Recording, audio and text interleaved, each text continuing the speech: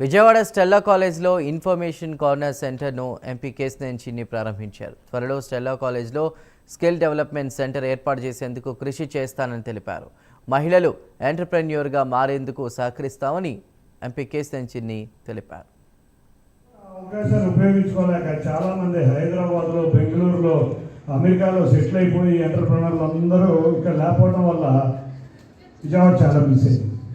నిజంగా చూస్తే ఇక్కడ చదివిన వాళ్ళు ఎంతోమంది చక్కటి ఎంటర్‌ప్రెన్యూర్లుగా తయారయ్యారు.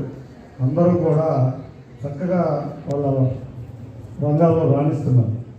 డెఫినెట్లీ కాకపోతే తర్వాత ఆ టైంలో మాకు 3 కాలేజీలు ప్రైవేట్గా కనపడి, ఇక్కడ Andhra Loyola college, Maris Stella college, SRR college, ఈ 3 కాలేజీలు మాకు విజయవాడలో కనపడి, దాని లేటర్ చాలా కాలేజీలు వచ్చినాయి.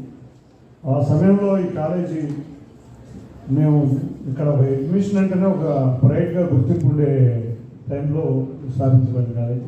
కాలక్రమాన చాలా కార్పొరేట్ కాలేజీలు వచ్చినాయి, కానీ దీనికి ఉన్న షైన్ అయితే మాత్రం ఇంకా తగ్గలేదు. ఎందుకంటే మెడిసిన్ కాలేజ్ అనేది